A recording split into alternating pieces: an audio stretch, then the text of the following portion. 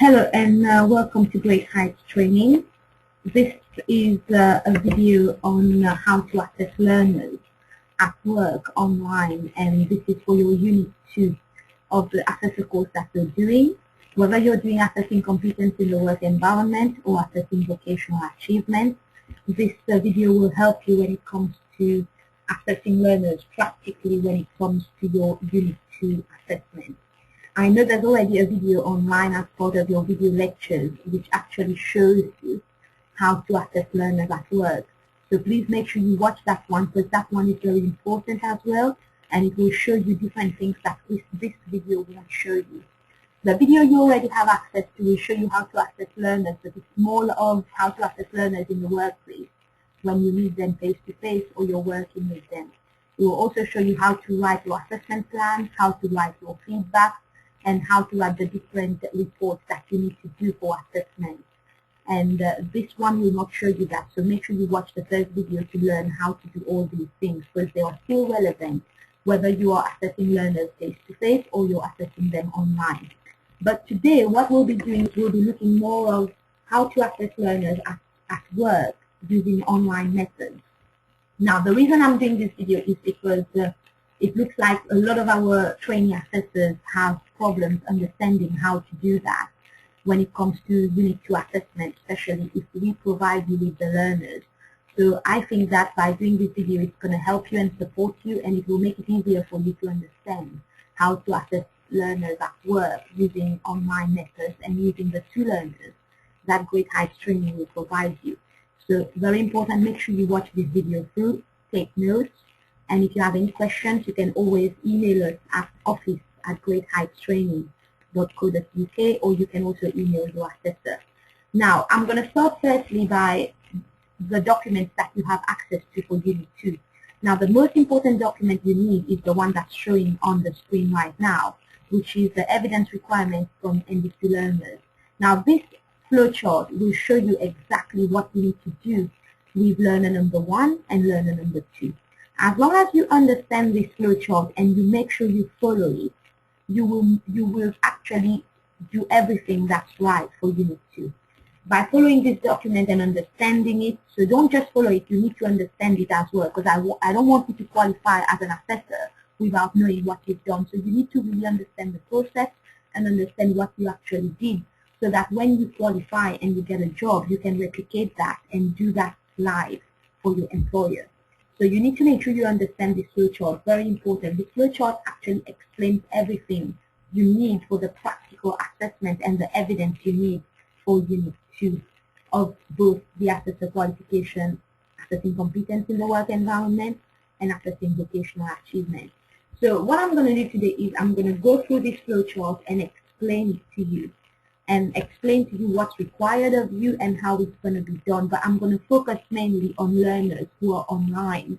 So those of you who are assessing learners face-to-face, a lot of the things I'm going to say will not be relevant to you. So it's best if you watch the first video, which is assessing learners at work. This is more of assessing learners online. For those who are using learners from Great Heights Training, or those who are assessing their learners remotely using distance learning methods. So let's go to this document. Now, as you can see, this document, there's 2 parts to it. The first part, which is right in front of you, is Learner 1.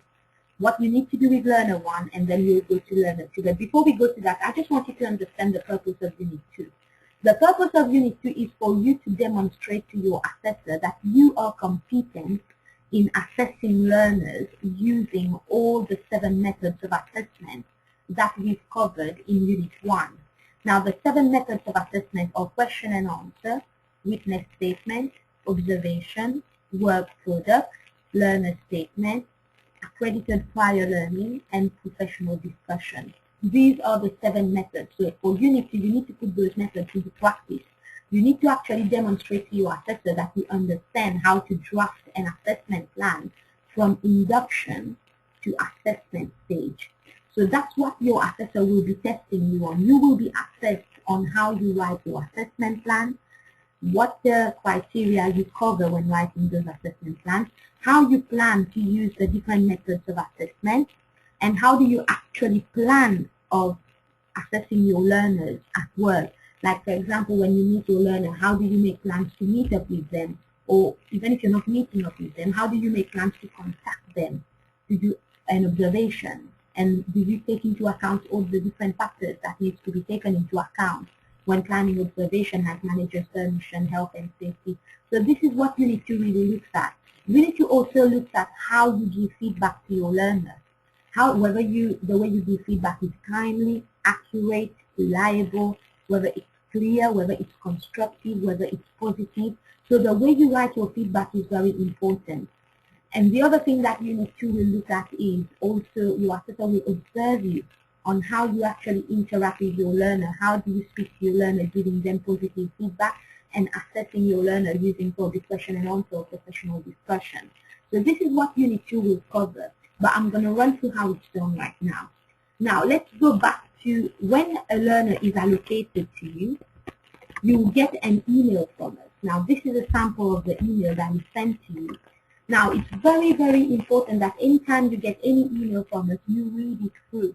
Because what I've noticed is a lot of learners get email, but they don't really read it. And how I know is they will come back and ask questions that already has the answer in the email that was sent to them. So I want you to know that when you get those emails from us, make sure you read that email through. Now, as you can see, this email will give you the name of your learner, their email address, what course they are doing, and what unit they are doing. With this email, there will be an attachment. The attachment will be a zip folder. The zip folder, when you open it, will have the standards for Unit 1 and 2 of the customer service award which the learner is doing. And it will also have the different assignments for the different methods of assessment that you will be using. So we've kind of made things very easy for you here by designing everything. All you need to do is take what we've designed and implement it with your learner.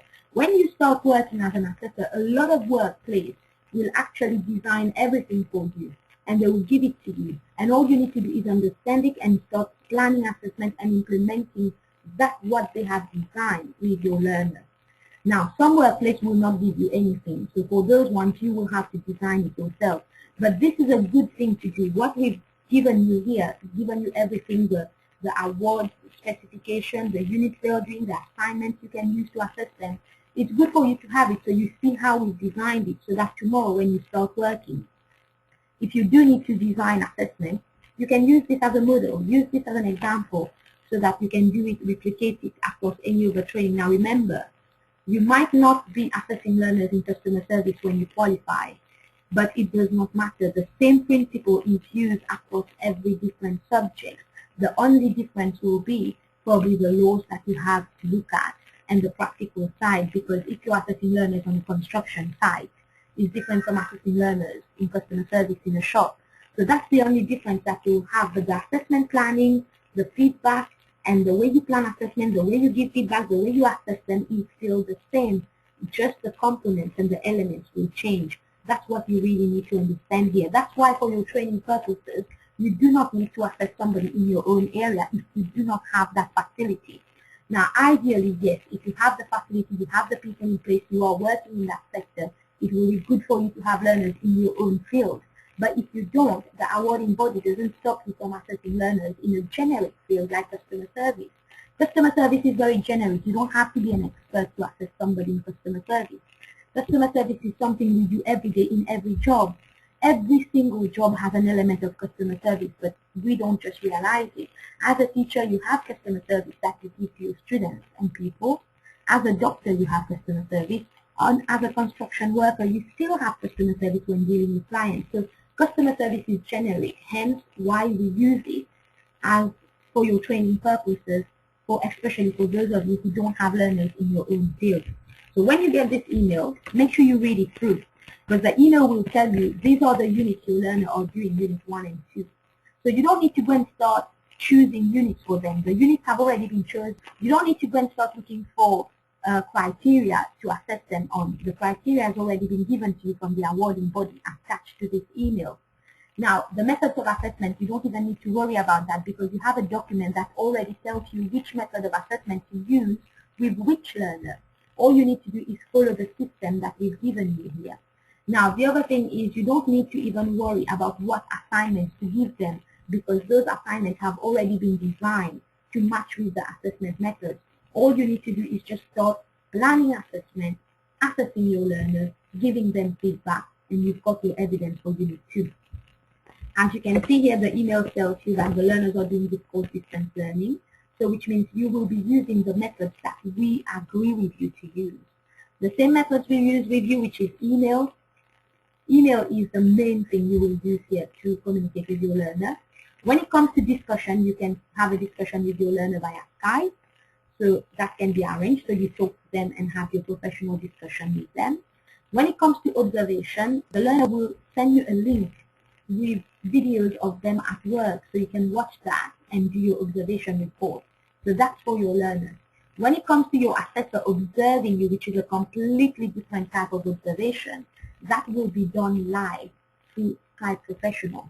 For you assess your learner at work using video, your own assessor for your assessor course will assess you live, observe you live through Skype, assessing your learner, which is giving them feedback and having a question and answer session with them. But all that will be explained to you when it gets to the time. But this is just to let you know what you're getting yourself into, because it's good for you to know ahead so you can plan yourself as well. So this email, which I said is very important for you to read.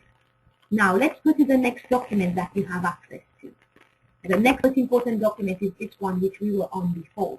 So I'm going to go through this to explain to you what you need to do with Learner 1 and how you're going to do it, and what you need to do with Learner 2 and how you're going to do it using online methods. So with Learner 1, you'll be using 3 methods of assessment. As you can see here on the screen, the 3 methods of assessment we will be using with Learner 1 are observation report, question and answer, and witness statement. So these are the 3 methods you will be using with Learner 1, so make sure you stick to that. If you try to change things around, it's not, I'm not going to say it's something that you're not supposed to do, but it will just complicate things for you. It will just make it difficult for you to complete the whole assessment process. If you have your own learners in your workplace and you are assessing them, you can do whatever you want as long as you meet the requirements on this document. But if we are providing you with learners, it's so much easier for you to follow what we've written here, because we've tested this and we know it works. So you just follow it so that you can complete your training on time. Otherwise, there's going to be a lot of back and forth between you and the assessor and the learner, and it's just going to drag on. So let's look at what you need to do with Learner 1. So we've agreed with Learner 1 you're using observation, question and answer, and witness statement as the 3 assessment methods. Now, when we send you that email, the first thing you do is you've got the email address of both your learners. The first thing you do, you can send them an email, an introductory email just introducing yourself, who you are, and telling them that you will be assessing them on customer service, Unit 1 and 2. The learners will already be expecting that, so you don't need to worry, because we communicate with them as well. So once we allocate an assessor to them, we inform them as well that you will be contacting them soon. So they are already expecting your email. So when you send your learner the first email, you can have a covering email to introduce yourself, say hello to them, and say what you will be doing with them. And in your first email, do your first assessment plan using the assessment plan form that we have provided you. Write your first induction assessment plan. I'm not going to show you how to write an induction assessment plan because that's already shown in the first video, which is assessing learners at work. But here you can see first assessment plan. It kind of gives you a lot of different information on what your first assessment plan should have. You have an induction, which is you explain the assessment process to the learner, talk to them about the different people involved, and talk to them about the appeals procedure. The learner already has a copy of the appeals procedure. They already have all those information. But for your own evidence, just write it on your assessment plan to say that you've discussed that with the learner, or you've sent it to the learner, or you made sure that the learner is aware of it so that it can be used for your own assessment. Because right now, it's not the assessment of your learner that's important. It's your own assessment for your own qualification. So you make sure you write your first induction assessment plan. Now, it says choose optional units, but can you see optional is highlighted in red? Ignore it. Because if you were assessing your own learners in your own workplace, then yes, you choose optional units, because optional units are usually shorter to assess. But because you are assessing learners that we've provided you, and we've already chosen the units for you, which is Unit 1 and 2, the mandatory units, So you don't need to choose any optional units with the learner. Just start assessing them on the 2 mandatory units that is sent to you. So, and remember, in your first assessment plan, you also talk about recognizing prior learning, because when you first meet with your learner, you discuss with them whether they've done any qualification before that can be used towards the assessment. That's one assessment method. Even though it's not mentioned here, but it's good to mention it in your first assessment plan. Now, the next thing you do is before you finish the assessment plan, always give the learner something to do. And here we say give the learner question and answer. So tell the learner to start with the question and answer assignment. After you've written this assessment plan, you attach it to the email. You also attach the standards of the course for Unit 1 and 2, which we've given to you, which is the course specification. And you attach the first assignment. So remember, you are telling them to start with question and answer. So attach the first assignment, which is question and answer for both Unit 1 and 2, and send that email to the learner. But don't forget in the email to ask the learner to read the assessment plan. If they are happy with it, they should sign it and email it back to you. Now, when the learner signs that assessment plan and email it back to you, you sign the assessment plan as well as the assessor. Electronic signature is acceptable. And then you upload that first assessment plan in your e-portfolio as your first evidence for Unit 2. That's one. Now, when the learner, definitely make sure you give the learner a deadline by when you want them to send you the answers to the first questions that you submitted to them. This is very important because you don't want to just let them do it and you don't know when to expect it back. So always give them a deadline. Usually I would say give them 1 week to do it, because question and answer is quite heavy, there's a lot there. So give them some time to do it. I would say give them between 3 to 5 days. Now, let's say you've done your first assessment plan. Let's move on to the second assessment plan. You draft your second assessment plan, and in that second assessment plan, you plan the 3 methods that you will be using with your learner. So now, ignore what's written in here. You follow the 3 methods here. So it says, whatever 3 methods you agree to use with your learner, which are observation, question and answer, witness statement. In your second assessment plan, you need to write about those methods. So in that assessment plan, you'll be telling your learner, I will be assessing you using number 1, question and answer. Now give the learner a little description of what question and answer means. So you will say, for this one, I will send you a list of questions which I expect you to answer by writing your answers on a Word document and submitting it to me. So you need to explain the different methods a little bit just to show that you understand what they are. Second method, witness statement. Tell the learner, for this one, I would expect a witness statement or a statement from your manager or supervisor or somebody who can explain or who can say that you are competent in the job that you're doing right now, and they will need to sign it so that it's authentic. Now, third method, observation. This one you tell the learner, I will agree a day and time to observe you at work. Before the time, I will tell you exactly what I'm coming to observe so you can prepare, but I will also need you to get manager permission from your manager and also tell me about any health and safety requirements before I come to your workplace. Now, I know you're doing it online, but still write those things, because remember, this is for your own evidence, for your own training. This is how you'll be doing it live. Now, once you've done this second assessment plan, sign it, email it to your learner. They will sign it, they will send it back to you. When they send it back to you, you upload it as evidence in your e-portfolio. That's your second assessment plan. So I'm just showing you the different assessment plans right now and how to work with them. Now let's look at the third assessment plan. The third assessment plan is the one where you actually plan an observation. In that one, you just focus on observation. In that assessment plan, what you're doing is you're showing your assessor that you understand how to plan direct observation with your learner. You understand how to discuss with your learner the different things you need to take into account: manager's permission, health and safety, confidentiality. Read this here. It gives you different points of what you need to write in your assessment plan. So on the third assessment plan, you're just telling your learner, this is the date we've agreed for your observation. This is what I'm going to come and observe you on. And please make sure you follow those procedures, confidentiality, health and safety, and things like that. You sign it, you email it to your learner will email it back. We'll sign it and email it back to you. So these are your 3 assessment plans done for your first learner. Now remember, I want you to understand what you're doing. Don't just go and write assessment plan. Understand the process when you are doing it so that you can do it when you start working. Now, you've sent all these assessment plans to your learner.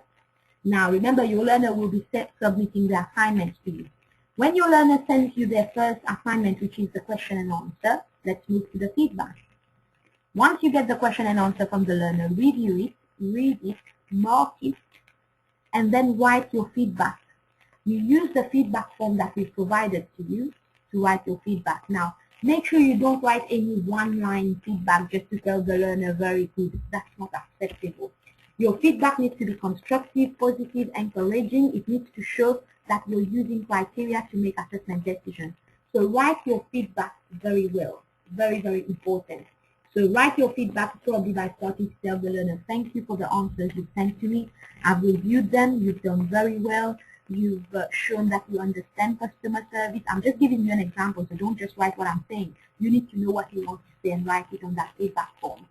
And then you can go on and start being constructive. Maybe you tell the learner, for this answer, maybe next time try and look more into this area or try and write in this way, things like that, and tell them, I've looked at the criteria, I've cross-referenced your answers, and you've met most of the criteria that was required, and I'm happy to sign off this assignment for you.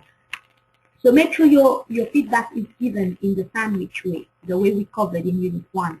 You start with good positive feedback, you then give constructive criticism, and then you finish by encouraging the learner. So make sure your feedback is written well. The same thing you will do when the learner sends you their witness statement. You write a feedback on the witness statement. When it comes to the observation, when you do the third assessment plan, which is observation, the learner will email you a link where you can access the videos of them at work. The videos are not very long, but it doesn't matter. As an assessor, you need to be able to watch that video and see criteria being met. When you watch the video, just don't look at it from the perspective of anybody. Look at it as an assessor. Look at it and understand what you're seeing. And then look at the criteria and try to match things there. Now, very important, when you watch the video, write an observation report. Make sure you write the observation report in your cross-references, because by doing that, you're practicing. You understand how to do it so that in future when you do it at work, you know how to do it. Usually we use the holistic evidence sheet to write the observation report, so make sure you do that. Write your observation report from the observation videos that you will watch for the learner. Once you've done that, then you do the same thing. You write your feedback on the feedback form and you send it to the learner. All the feedbacks that you write, find them, email them to your learner, because the learner needs to read it and agree with it. When they agree with it, they will sign it and email it back to you. All the free feedbacks that you do, once they are signed by both you and the learner, upload it in your ePortfolio as evidence. Now, these are all the evidence you need for Learner 1, which is free assessment plans and free feedback forms. The assignments that your learners submit to you, like question and answer, witness statement, you don't need to submit these as evidence, because your assessor will not be looking at the evidence that your learners submitted to you. They will only be looking at the evidence that you produce as an assessor, because remember, it's not your learner who's being assessed here, it's you who is being assessed for your assessor qualification. So it's only the evidence that you produce, which are the assessment plans and the feedback. These are what will be assessed by your assessor. So you don't need to submit anything that's got nothing to do with assessor course. Anything customer service, stay with your learners. Only the free assessment plans and the free feedback you submit as evidence. So this is what you need to do for Learner 1. I hope you understand that. So it's just really an exchange of email with assessment plans and feedback forms and assignments between you and the learner. And if you want to, you can also draft all your free assessment plans and submit them at once to your learner. That's not a problem. But make sure that the dates are not same day, because that's not going to look very realistic. But I'm just telling you, if you want to do it that way, you can. Otherwise, you do your first assessment plan. When the learner sends you the question and answer, you give them feedback and you do your second assessment plan. When the learner sends you the witness statement, then you do the second feedback. You send them assessment plan 3, which is observation. When the learner sends you the videos, then you do your third feedback And that's it. You finish with Learner 1.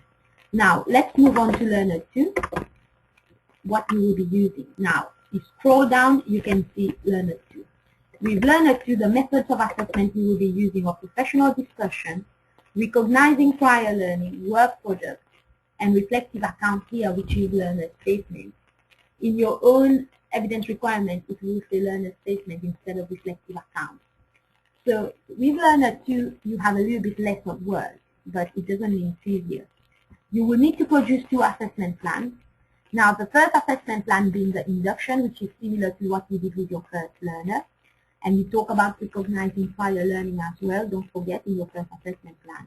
And you email it to your second learner, same way. Now, you can be working with both learners at the same time, so you don't need to complete Learner 1 before you move to Learner 2, as long as you can plan yourself and you don't confuse Learner 1 with Learner 2. Now, the second assessment plan is where you actually explain to the learner the different methods of assessment you will be using, which is similar to what we did with Learner 1, but you will just be using different methods of assessment, which are professional discussion, work products, and learner statements. So you write that on the second assessment plan. When your learner submits all their assignments to you, you produce your feedback. First feedback on recognizing prior learning, which is from assessment plan 1. Second feedback will be on work products, professional discussion, and learner statement.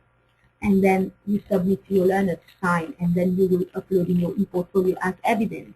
Now, recognizing prior learning, it's not every time that your learner will have certificate of training they've done that's relevant to this course. It's not a problem. If the learner tells you, I do not have any certificate that's relevant, in your feedback, make sure you mention it. As long as in your feedback you state that I've discussed recognizing prior learning with my learner, but the learner has confirmed that he or she doesn't have any prior learning that's relevant to this course, you are fine. So make sure you even write that in your feedback. Mention it. As long as you mention it, your own assessor will be able to cross-reference with the criteria for your assessor course. Now, when it comes to professional discussion here, you need to arrange that with the learner. So on your second assessment plan, when you email them the assessment plan, in the email, when you write the email, agree with the learner a suitable day and time to have a Skype conversation with them so that you can do your professional discussion. Now, Skype, some of you already know what Skype is. All you need to do is agree with the learner the day and time, log into Skype on that day, make sure you get the Skype ID of the learner so you can call them on the day and time and have a discussion with them. Now, if you don't know what Skype is, it's an online system that allows you to make calls over the internet. It can be audio or video call. Now, all you need to do is go to www.skype.com and just download it. It's free, and create your username and password and learn how to use it. It's very, very easy. And as an assessor, very important you understand how to use things like that, because if you're assessing learners, it's not all the time that you will travel to see them. And it's not all the time that you can call them on the phone, so Skype will be a good one. So you can also do video calls where you actually see your learner. Because a lot of the assessment planning can be done via Skype. You don't have to travel to your learner once you qualify. You can assessment plan through Skype, because you're talking to them and you're writing up the plan and you email it to them. That would cut down a lot on cost. This is just something, by the way, that I was saying. But this is how you assess your learners too. For professional discussion, agree a time to call them on Skype. For work products, the learner will email you the work product. Learner statement, they will email it to you. When you get it, you review it, you cross-reference it, and you give them feedback. And that's it for learners too. You upload the 2 assessment plan and the 2 feedback signed by you and the learner in your e-portfolio as evidence. If there's anything missing, your assessor will tell you, but if you follow this plan after watching this video, there will be nothing missing and you'll be able to complete your course on time. So very, very important. Now, let's go to observation. This is the practical side of the assessment. Now, let's go to observation. What I mean by observation is the observation that your assessor will carry out on you. Now, forget about the observation you did with your learner through video. That's different. This is a different observation. During this session, your assessor will need to observe you with your learner. Now, it doesn't have to be in the workplace. It can be anywhere because it's a feedback session that your assessor will observe. Your assessor will observe you giving feedback to your learner, planning assessment with your learner, and making assessment decisions. Everything is written on here, but I'll go through it in a minute. So, which means if you have your own learner, your assessor, you can agree with your assessor for a Skype video call. You can meet up with your learner anywhere, at home, in a training room, in a library, anywhere, as long as you've got the internet connection. It will be a video call because your assessor needs to see you and your learner. And your assessor needs to be able to see you interacting with your learner. So, but if you are using Great Heights Training Learners, it's the same process. Your assessor will send you a username and password for Skype Professional. Your learner will have one and your assessor will have one. So all three of you will call at the same time and you will be together on a group video calling. The same way you usually log into your own Skype, but instead of using your own username and password, you will use the username and password that we provide you. So at the time agreed, you will call and all of you will be on the video calling. You will be able to see each other and your assessor will be able to see how you give feedback to your learner and your assessor will be able to talk to you as well. So that's how your observation will be done for Unit 2. Now, let me cover this. During the session, you will need to cover the following. So make sure you read this and plan yourself before the actual observation day, because your assessor needs to be able to see all that so that they can cross-reference with the criteria for Unit 2. Your assessor needs to see you planning holistic assessment with your learner using various methods, so you need to carry out an assessment planning session. Your assessor needs to see you explain to the learner why they are being assessed and the purpose of assessment. Your assessor needs to see you review the work that the learner has done so far. So if your learner has provided you with question and answer, review it with the learner by giving them feedback so your assessor can observe that session. Your assessor needs to see you giving constructive and positive and encouraging feedback to your learner. Your assessor needs to see you making assessment decisions based on criteria and see you explain your decision to the learner. Your assessor needs to see how you record assessment using the relevant forms. So which means if it's online, definitely you can mention it. You can tell the learner, I'm going to be writing up this feedback on the feedback form provided by the center and I will email it for you to sign. Once your assessor can see you do that, that's fine. And your assessor needs to see you, if you are planning observation with your learner, the assessor needs to see you talking to your learner about health and safety requirement and confidentiality. That's if you're planning observation. If not, that's not a problem. Your assessor needs to see you assessing the learner using either question and answer or professional discussion. So plan to have an assessment with your learner at that time. Now the best time to do this will be for your learner 2. Learner 2, when you are planning, when you're planning professional discussion, when you're doing your second assessment plan with your learner, arrange that day and time to be your observation day, because then you don't have to repeat it again later. So which means the day that you want to plan assessment plan 2 with your learner, just agree with your assessor the day and time and have your observation on that day and you cover all these things at once. But if you want to do it at a later time, that's not a problem. But this is just to show you so that you don't have to repeat yourself again.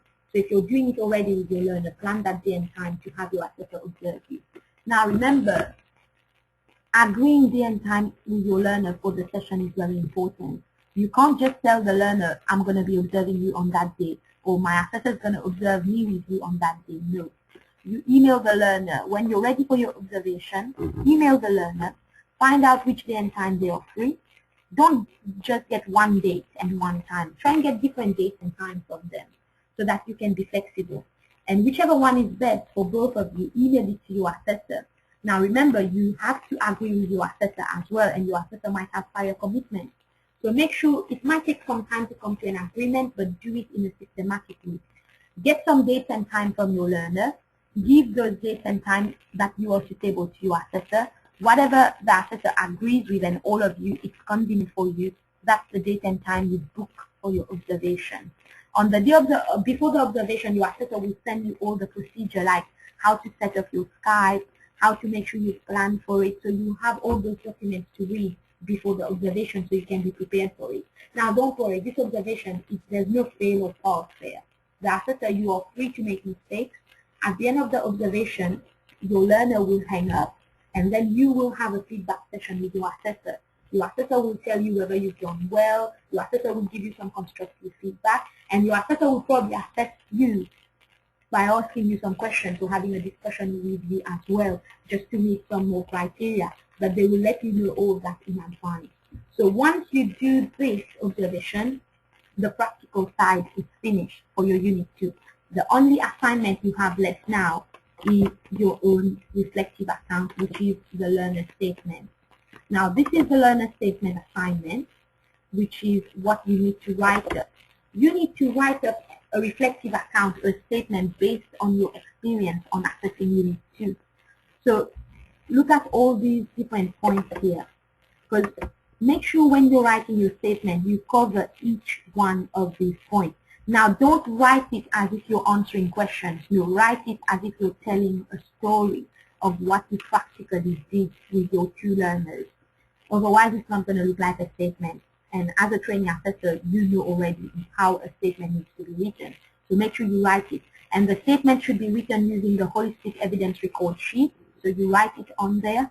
Once you've written it, you upload it as evidence in your e-portfolio for your assessor to cross-reference. But make sure you cover every single thing, because that's going to help you meet the criteria for Unit 2. So once you've written your reflective account or your learner statement, that's it. Unit 2 is finished. I know it sounds like a lot, but if you follow the process, it will not be a lot, and you can even finish it on time. Now remember, the learners that you have that we provided you are our responsibility. So if for any reason you email your learner and you don't get response from them, email me, office@greatheightstraining.co.uk, or email your assessor, and we will make sure that we chase up the learner for you. Now the learner we have are serious. They will check their emails and they will get back to you. But just to let you know that if you do have any problems communicating with your learner, do let us know and we will make sure that we correct that for you. If you have any questions with regard to this video or how to assess learners online, please email your assessor and ask them, or email me, office@greatheightstraining.co.uk. And I hope that you've understood the process for Unit 2. Now, you need to be worried. Some of you might be thinking, oh, when I start working, I'm going to be assessing learners offline, maybe face-to-face. It's the same process. There's nothing different there. It's the same awarding body specification, same criteria, the same process you use to do your assessment plan is the same way you will do it with a learner face-to-face. The only difference is, instead of emailing it to your learner, you'll be writing it in front of them and giving it to them to sign. And the other thing is, instead of your learner emailing you the assignment, they will meet up with you and submit it to you in your hands, face-to-face. Instead of you emailing feedback to your learner, you'll be writing it down and giving it to them to sign. And instead of doing a professional discussion via Skype, you'll do it face-to-face with them.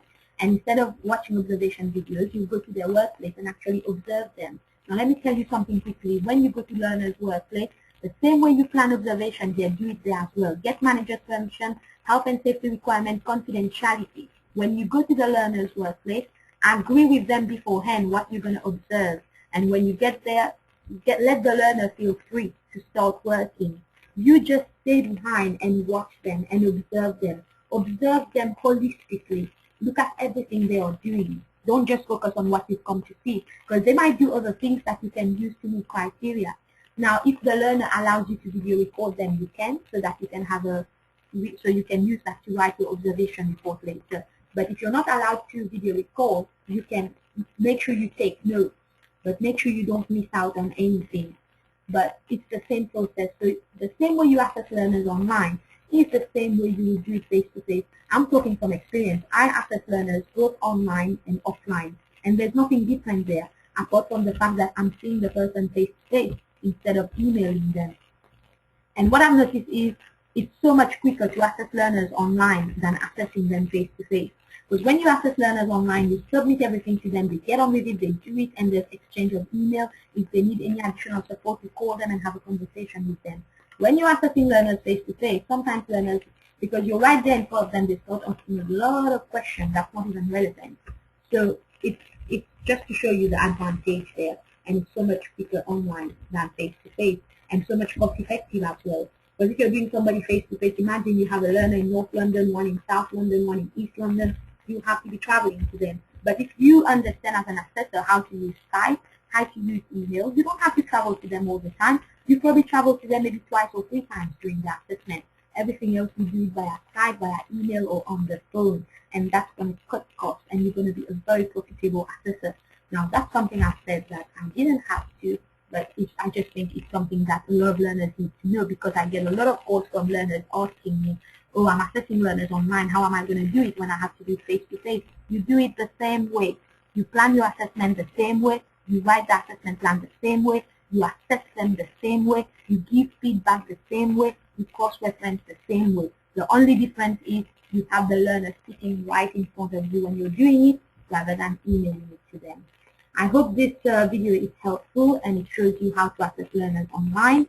If you have any questions, remember you can email me, office@greatheights.training.co.uk, or you can email your assessor. Thank you very much for your time, and I'll see you soon.